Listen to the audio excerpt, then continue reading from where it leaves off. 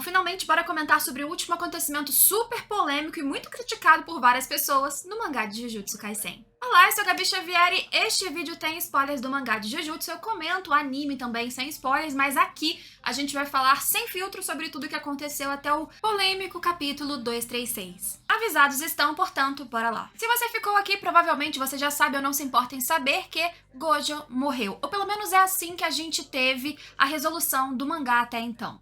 Eu não acho produtivo ou não acho tão bom, já abro pra vocês aqui, que, por exemplo, no capítulo que vem a gente tem uma nova reviravolta nessa luta e, na verdade, ele não morreu, ele voltou de várias maneiras que a galera tá teorizando e a luta recomeça. Isso porque já é um pouco previsto numa história que o autor, desde o início, cria uma premissa em forma de um personagem extremamente mais forte que todos, que em algum momento essa peça, esse personagem, vai ser um problema. Você tem vários outros vilões que colocam perigos, representam ameaças, e como que você faz com que eles sejam uma ameaça se esse cara tá ali existindo? É claro que eles podiam ter mantido o selo por mais tempo, só que essa estratégia seria, ainda mais na minha opinião, covarde, porque você simplesmente manteria o cara ali guardadinho até ele sair e falar: opa, já resolveram tudo? É complicado. Vejam que os caminhos no momento em que você cria um cara como Satoru Gojo não são tão fáceis, mesmo tendo já um adversário também previamente construído como Sukuna, que inclusive já faz alguns capítulos que tá ali no receptáculo, no corpo de um personagem muito importante, um dos principais dessa história, que é o Megumi Fushiguro. Aproveitando as suas técnicas das 10 sombras, aproveitando o Mahoraga que tá ali linkado inclusive como um Shikigami à família Zenin, e sendo uma peça fundamental também para conseguir derrotar o Gojo. Sukuna, que aliás agora tem uma estampa incrível e exclusiva no link aqui embaixo, e hoje tá rolando ainda a promoção de frete grátis pro Brasil todo em compras acima de R$ 99, então se você quiser depois, loja.com.br/Gabi-Xavier. Mas comentando sobre a luta, o desfecho como um todo, já que eu não comento capítulo a capítulo, eu vou fazer impressões gerais sobre como essa narrativa foi desenvolvida até culminar neste grande ápice tenebroso. Sobre a luta em si, foram vários capítulos, não contabilizei honestamente, e eu acho que a luta até teve reviravoltas interessantes. Eu acho que a galera era muito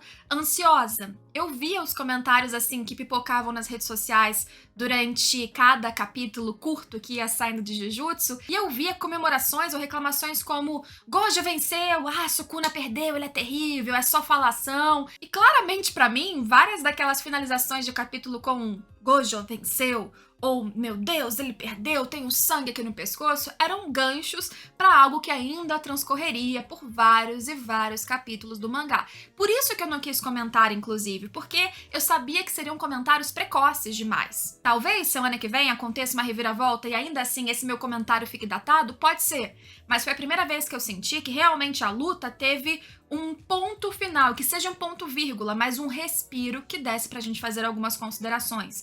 Isso pra mim foi bom, porque gerou uma agitação nas pessoas, nos leitores, semana a semana, com alguns hiatos no meio disso, que trouxe uma insegurança, que trouxe uma incerteza, que surpreendeu, chocou as pessoas, como os próprios comentaristas que estavam ali assistindo a live no universo de Jujutsu falavam. Não dava pra você sequer prever ou entender tudo o que estava acontecendo. O poder desses dois ultrapassava qualquer lógica, qualquer limite de expansão de domínio consecutiva, de regeneração do corpo. E claro que isso vai produzindo algumas consequências. Então a gente vê vários capítulos em que o Gojo ultrapassa toda a lógica, redefinindo os critérios para o seu domínio e expandindo várias e várias e várias vezes e se reconstituindo com a energia amaldiçoada reversa. E de repente, lá na frente, a gente descobre que, opa, tem ali um dano no seu cérebro. Já que a técnica inata vem de uma região do cérebro e essa energia reversa, ela não necessariamente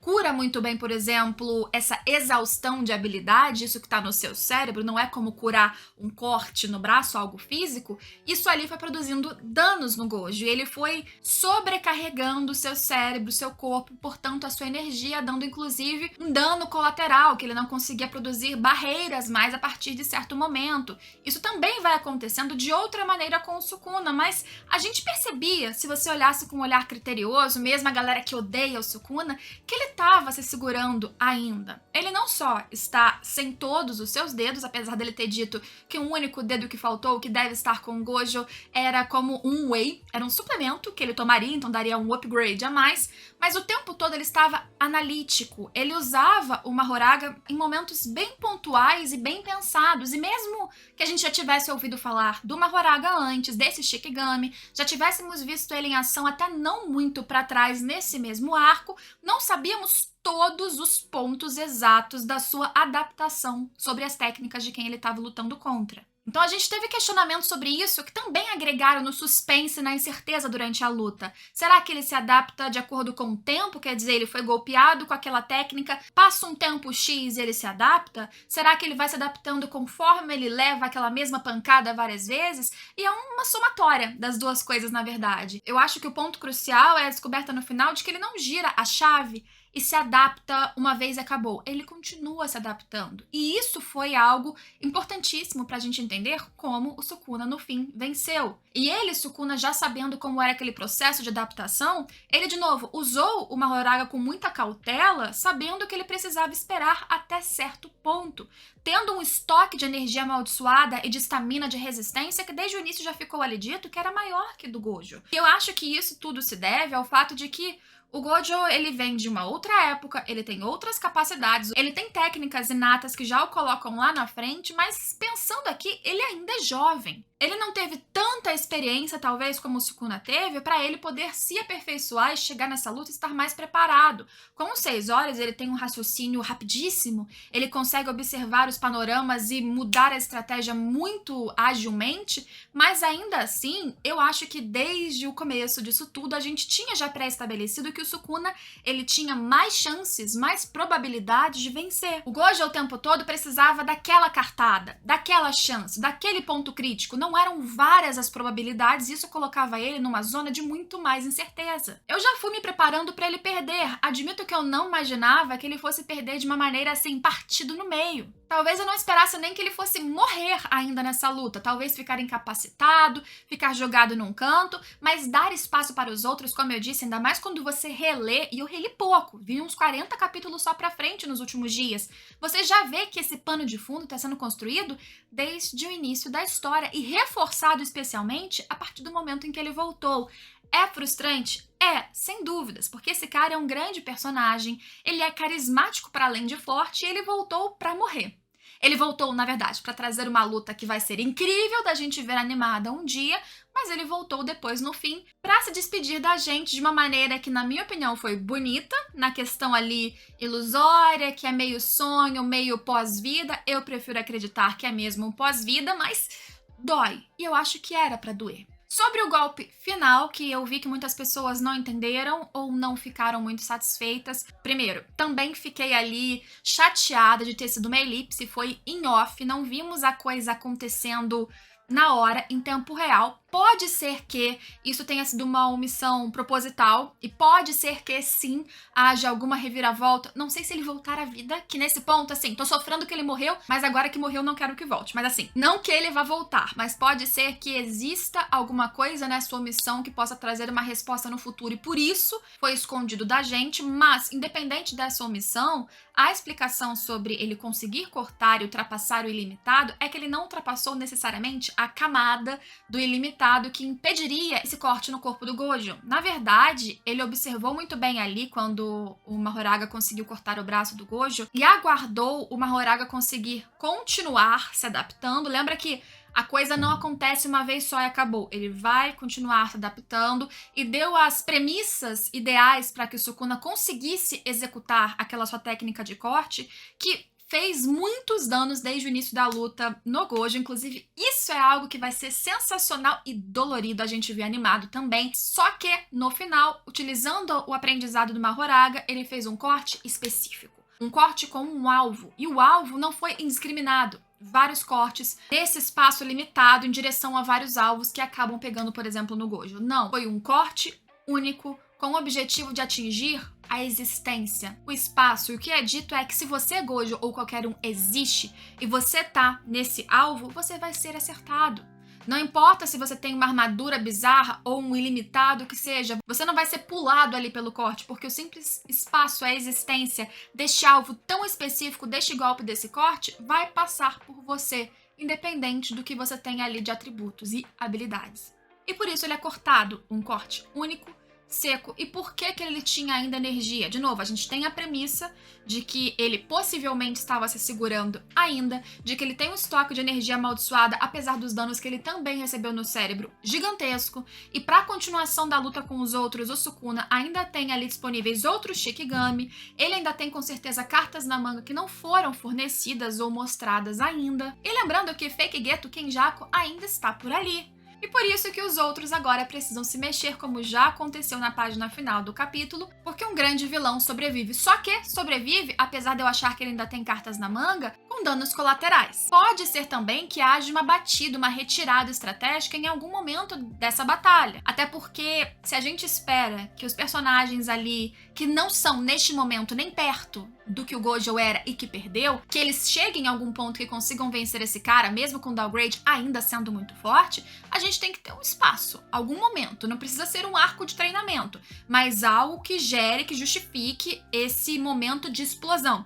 Eu fico brincando porque tem a teoria aí de que o Itadori tem alguma coisa aí de ser hereditariamente linkado ao Sukuna. Aí eu brinquei com uma amiga esses dias. Nossa, eles se inspiram tanto em coisas assim de shonen clássicos, né? Que ele vai ser o quê? Tipo o Yusuke de Yu Hakusho. Que ele vai ter uma ligação com, no caso era um yokai, mas nesse caso uma maldição, feiticeiro bizarrão que pulou gerações e chegou nele. Ele vai ter que morrer pra ressuscitar basicamente vindo fortão. Porque só assim pra um despertar do nada acontecer. Pra não ser um poder tirado de lá, eles precisam ter um tempo, talvez, e justificativas. Eu entendo, eu até apoio em certa medida, mas não dá para eles brilharem neste contexto do nada. Tem que ter uma explicação que ainda não foi construída. A gente partiu de um incidente de Shibuya, que foi um arco já muito impactante, mesmo em relação ao que tínhamos anteriormente em Jujutsu Kaisen. Depois a gente já entrou no jogo do abate, que foi ainda mais drástico. De lá pra frente, tivemos várias mortes, perdas consideráveis de personagens até importantes para a história,